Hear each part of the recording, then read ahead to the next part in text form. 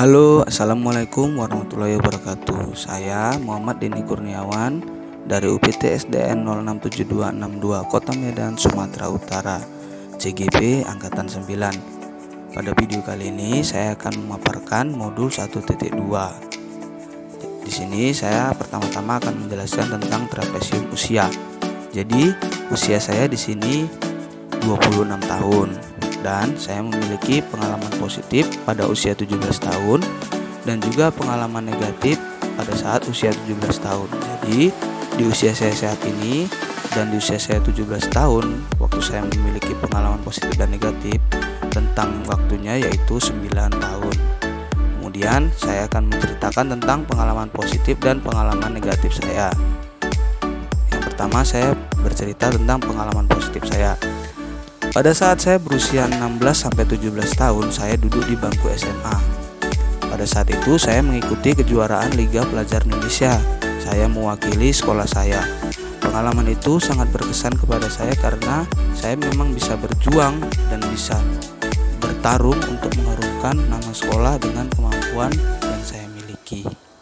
Kemudian di pengalaman negatif saya, pada saat saya berusia 17 tahun, saya duduk di bangku SMA. Di situ saya ditampar oleh guru dan dimarahi karena sudah seminggu saya tidak masuk. Karena pada seminggu itu saya tuh mengikuti kegiatan perlombaan sepak bola. Di sini guru tersebut yang menampar saya adalah wali kelas saya. Jadi dia memarahi saya tanpa tahu saya ikut perlombaan untuk mewakili nama sekolah. Dia bukan hanya memarahi saya saja, dia juga mengikut sertakan menjelekkan orang tua saya pada saat dia memarahi saya. Di sini saya memang benar-benar tidak terima. Jadi jika hanya saya saja yang dimarahi dan dimaki dia, jadi saya tidak masalah. Di sini seorang guru juga ikut menjelekkan orang tua saya. Terlebih lagi guru tersebut adalah wali kelas saya. Seharusnya sikap wali kelas saya atau guru saya itu tidak seperti itu. Itu tidak bagus untuk perkembangan tubuh anak. Kemudian selain saya, siapa saja yang terlibat pada kejadian itu? Jadi yang terlibat di kejadian peristiwa positif tadi itu ada orang tua saya, ada guru, ada teman satu angkatan saya.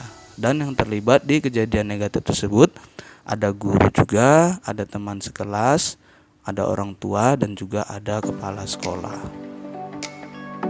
Kemudian dampak emosi apa saja yang saya rasakan hingga sekarang. Jadi dampaknya itu ada dua, dampak positif dan juga ada dampak negatif. Jadi di dampak positifnya saya merasa sangat senang dan gembira pada saat itu karena di sekolah hobi dan hasrat saya untuk kompetisi dalam cabang olahraga sepak bola itu tersalurkan. Dan di sana juga banyak bapak ibu guru yang selalu memberikan motivasi dan dorongan untuk saya terus berkembang. Kemudian di dampak negatifnya, pada saat itu saya sangat kecewa dan merasa sangat emosi melihat guru sebagai wali kelas saya itu dia tidak mendukung saya. Nah, jadi saya itu tidak bisa berkembang. Jadi seharusnya guru tersebut itu bangga mempunyai murid yang berprestasi. Ini bukannya dimanfaatkan malah disalahgunakan.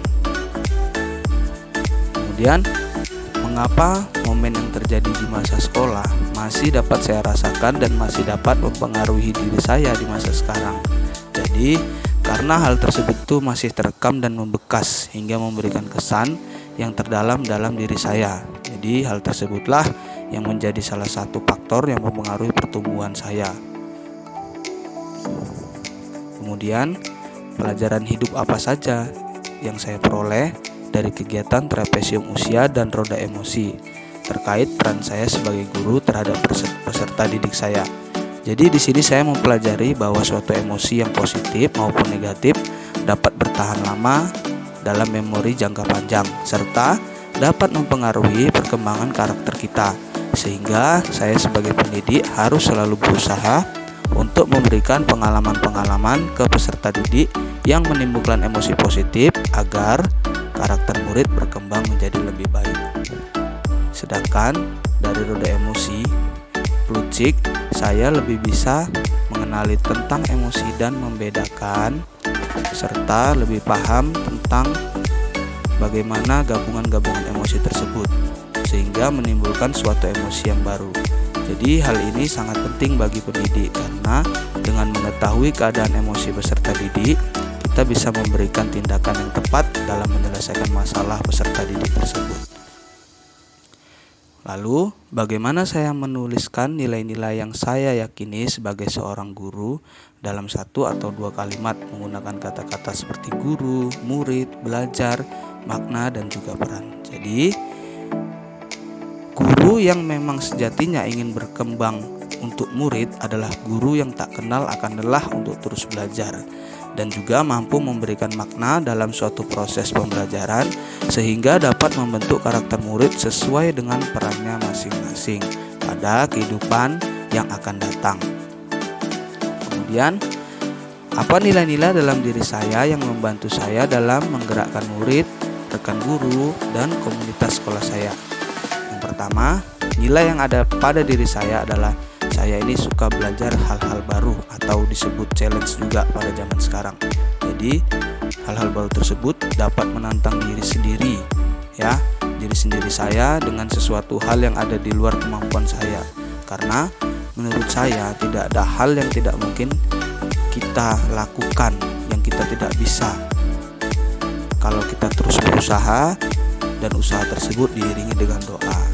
Kemudian selalu komunikatif dan memberikan ruang terbuka kepada murid atau peserta didik untuk selalu berbicara, sehingga para murid tersebut selalu membicarakan apapun permasalahannya kepada kita sebagai gurunya. Dan kemudian selalu menghargai apapun pendapat orang lain, dan kita harus selalu berlapang dada dalam hal apapun itu. Kemudian, apa peran yang selama ini saya mainkan dalam menggerakkan murid, rekan guru, dan komunitas sekolah saya? Jadi, yang pertama, sebagai guru, saya berperan untuk menuntun murid memahami makna kita sebagai manusia yang sebenarnya dan menjadi teman bagi mereka agar terciptanya suatu kondisi yang akrab dan menciptakan suasana yang menyenangkan saat belajar. Jadi, sehingga murid itu akan lebih percaya diri lagi dalam menunjukkan kemampuannya. Yang kedua, untuk dengan rekan guru, saya menjadi teman sejawat yang berbagi ilmu, berbagi informasi, dan berdiskusi tentang segala hal yang berhubungan dengan pembelajaran. Oke, terima kasih. Itu saja yang dapat saya sampaikan pada modul 1.2 mulai dari diri. Apabila ada salah-salah kata, saya memohon maaf. Terima kasih. Assalamualaikum warahmatullahi wabarakatuh. Salam guru penggerak.